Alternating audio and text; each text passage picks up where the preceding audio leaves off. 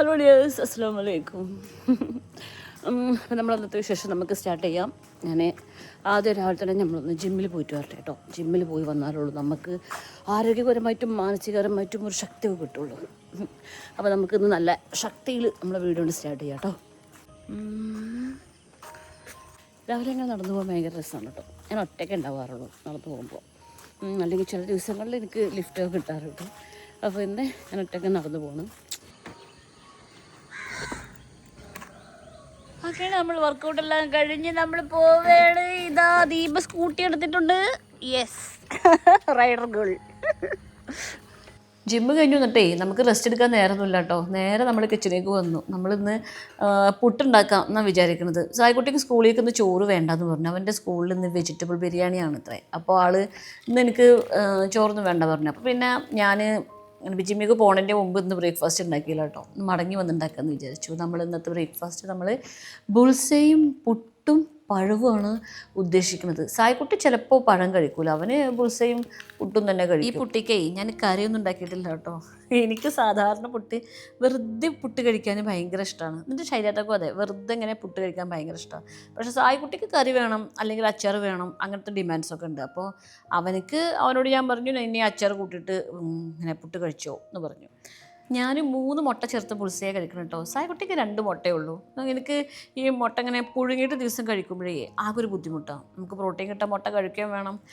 അങ്ങനെ നമ്മൾ ചായയുടെ എല്ലാം കഴിഞ്ഞ് സായിക്കുട്ടിക്ക് സ്കൂളിലേക്ക് പോകാൻ എന്ന് ഒരു മടി പോലെ ഉണ്ട്. അപ്പോൾ ഞാൻ പറഞ്ഞു, ഞാൻ ഓട്ടോ ഏർപ്പാടാക്കി തരാം എന്ന് പറഞ്ഞു. നല്ല മഴ പെയ്യുമ്പോഴും പിന്നെ ചില ദിവസങ്ങളിൽ നേരം വൈകുമ്പോഴൊക്കെ ഞാൻ സായിക്കുട്ടിക്ക് ഒരു ഓട്ടോ ഏർപ്പാടാക്കി കൊടുക്കും. സാധാരണ അവർ നടന്നിട്ടാണ് പോവാറ്. ഈ ഓട്ടോക്കാരനുണ്ടല്ലോ, നല്ല കത്തി ചാർജ് രാവിലെ തന്നെ വാങ്ങിച്ചതിൻ്റെ അടുത്ത്. രാവിലെ തന്നെ പൈസ നഷ്ടമാണ്.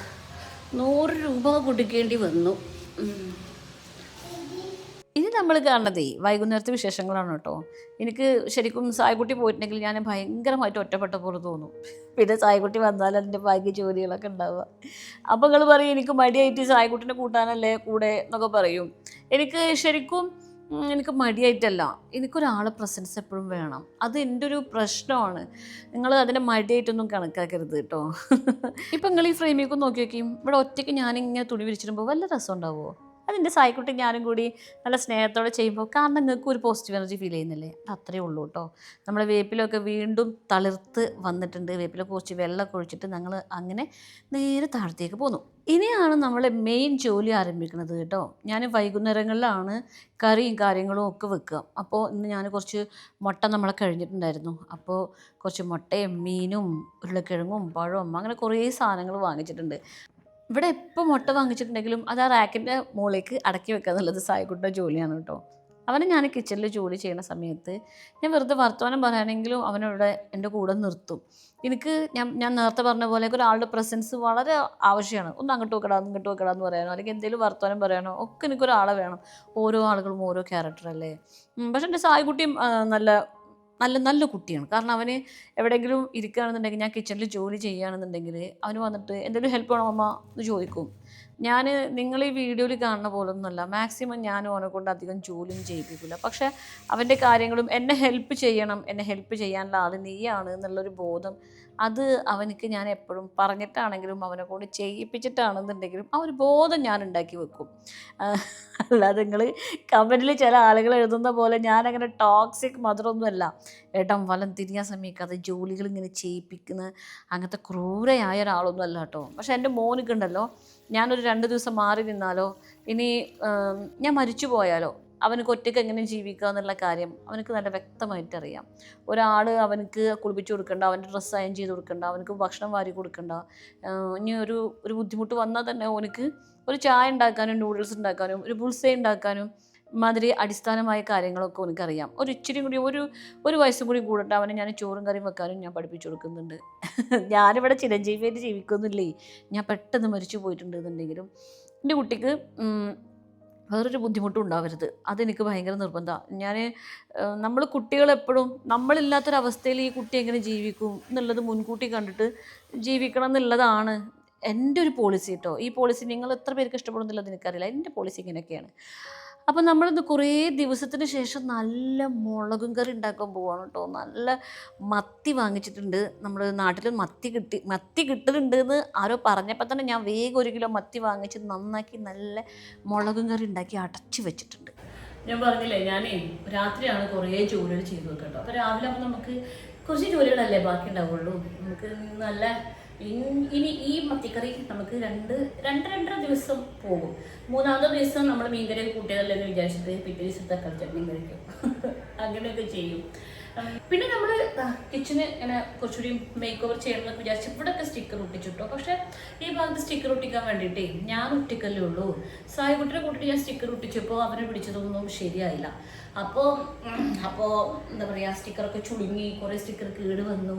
അപ്പോൾ ഞാൻ കുറച്ചുകൂടി സ്റ്റിക്കർ ഓർഡർ ചെയ്തിട്ടുണ്ട്. അപ്പോൾ അത് വരണം, എന്നിട്ട് വേണം ബാക്കി കിച്ചണിലെ കാര്യങ്ങളൊക്കെ ഒന്ന് സെറ്റാക്കാൻ. പക്ഷേ നമ്മൾ പെയിൻ്റൊക്കെ മാറ്റിക്കണം കേട്ടോ.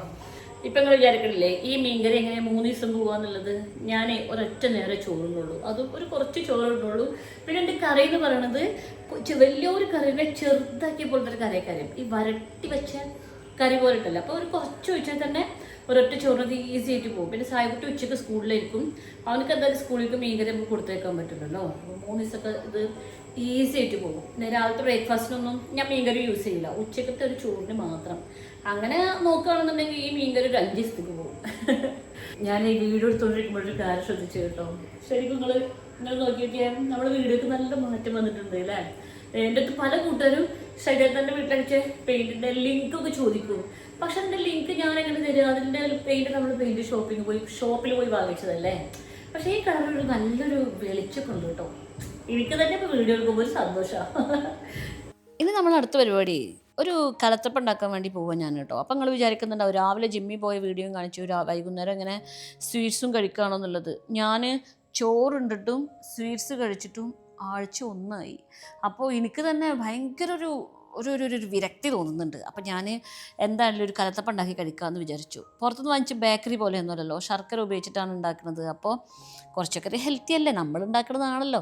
എന്തായാലും ബേക്കറി കാര്യങ്ങളൊന്നും ഞാൻ കഴിക്കാറില്ല. പിന്നെ കലത്തപ്പത്തിൻ്റെ റെസിപ്പി നമുക്ക് യൂട്യൂബിൽ ഇഷ്ടം പോലെ കിട്ടും. ഞാനും ആ റെസിപ്പി നോക്കിയിട്ട് തന്നെയാണ് ഞാനും ഉണ്ടാക്കുന്നത്.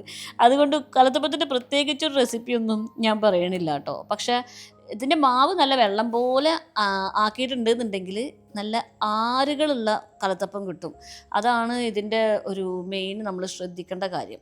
കണ്ടോ, നല്ല സൂപ്പറായിട്ട് കിട്ടിയിട്ടുണ്ട് നമ്മുടെ കലത്തപ്പം. ഞാനാണെന്നുണ്ടെങ്കിൽ വറവിട്ടിട്ടാണല്ലോ നമ്മൾ കലത്തപ്പത്തിൻ്റെ മാവ് ഒഴിക്കുക. അപ്പോൾ നല്ല കുറേ തേങ്ങാക്കൊത്തും ഉള്ളിയും ഒക്കെ ഇട്ടിട്ട് നല്ല അതിനൊരു മുരിഞ്ഞ നല്ലൊരു മണം ഉണ്ടായിരുന്നു. അങ്ങനെ നമ്മളെ മീൻ മുറിക്കലും മീൻ കറിയും ഒക്കെ വെക്കൽ കഴിഞ്ഞ് ഞാൻ പുതിയ മാക്സിയൊക്കെ മാറ്റി കേട്ടോ. ഇത് നമ്മൾ തന്നെ മാക്സിയാണേ. നമ്മൾ ഈ വീഡിയോ കഴിഞ്ഞിട്ടുണ്ടെങ്കിൽ കുറച്ച് കഴിഞ്ഞാൽ ഒരു ഷോർട്ട് വീഡിയോ ഇറങ്ങും, അതിലുണ്ടാവും ഈ മാക്സിൻ്റെ ഫുൾ ഡീറ്റെയിൽസ് കേട്ടോ. ഈ മാക്സി ഇഷ്ടപ്പെട്ട ആൾക്കാരൊക്കെ ഒന്ന് നമ്മൾ ഈ സ്ക്രീനിൽ കാണിക്കുന്ന വാട്സപ്പ് നമ്പറിലൊന്ന് കോൺടാക്റ്റ് ചെയ്താൽ മതിയാവും കേട്ടോ. അതിന് ഒരു 500 രൂപയാണ് ഈ ഒരു മാക്സിക്ക് വരുന്നത്. നല്ല കംഫർട്ടബിളായ മെറ്റീരിയലാണ് കേട്ടോ.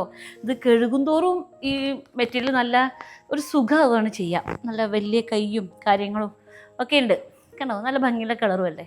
ഇതിൻ്റെ ഒരു മഞ്ഞ കളറും കൂടി അവൈലബിൾ ആണ് കേട്ടോ.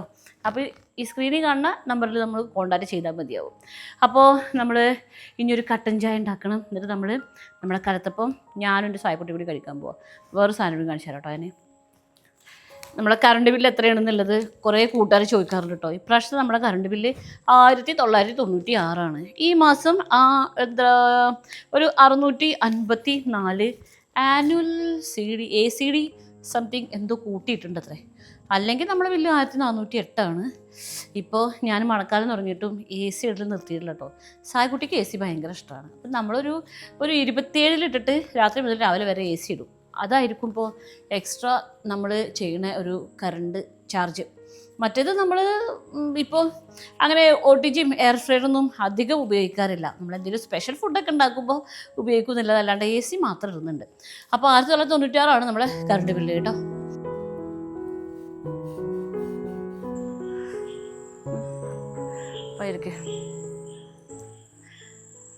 അങ്ങനെ നമ്മൾ കലത്തപ്പം നല്ല അടിപൊളിയായിട്ട് വന്നിട്ടുണ്ട് കേട്ടോ. നമ്മളെ വീട്ടിലേ എല്ലാവരും കലത്തപ്പം ഉണ്ടാക്കിയിട്ട് കഴിക്കുന്നുണ്ടായിരുന്നു. ഷൈജത്ത ഉണ്ടാക്കിയിരുന്നു, ജാസ്മിക്കുട്ടി ഉണ്ടാക്കിയിരുന്നു, നെബിലുട്ടി ഉണ്ടാക്കിയിരുന്നു. അവന് എനിക്കും പൂതി, അപ്പം ഞാനും ഉണ്ടാക്കി.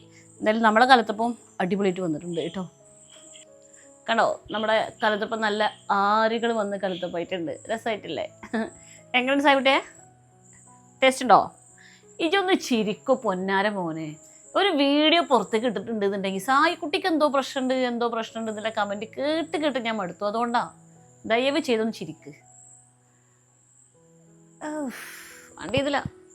പുറത്ത് നല്ല രസമുള്ള ചാറ്റൽ മഴയും പിന്നെ കൂടെ കലത്തപ്പവും പിന്നെ രാത്രിയും അന്തസ്. എന്തായി കുട്ടിയെ? പക്ഷേ ജോൺസൺ മാഷിൻ്റെ സംഗീതമല്ല, ചീവീടുകളുടെ സംഗീതം. അപ്പോൾ അങ്ങനെയൊക്കെയായിരുന്നു നമ്മൾ ഇന്നത്തെ വിശേഷങ്ങൾ. ഞാൻ ഇനി ഒരു ഫ്ലിപ്കാർട്ടിൽ നിന്ന് വാങ്ങിച്ചൊരു പുതിയ സാധനം കേട്ടോ. ഇത് ഞങ്ങൾക്കൊന്ന് കാണിച്ചു തരാവേ. ഇത് ഞാനൊരു വീഡിയോ കണ്ടിട്ടേ വാങ്ങിച്ച പ്രൊഡക്റ്റാണ് കേട്ടോ. കാണിച്ചു തരാം. എന്നിട്ട് പൊട്ടിക്കട്ടെ. ഇതെന്താപ്പോൾ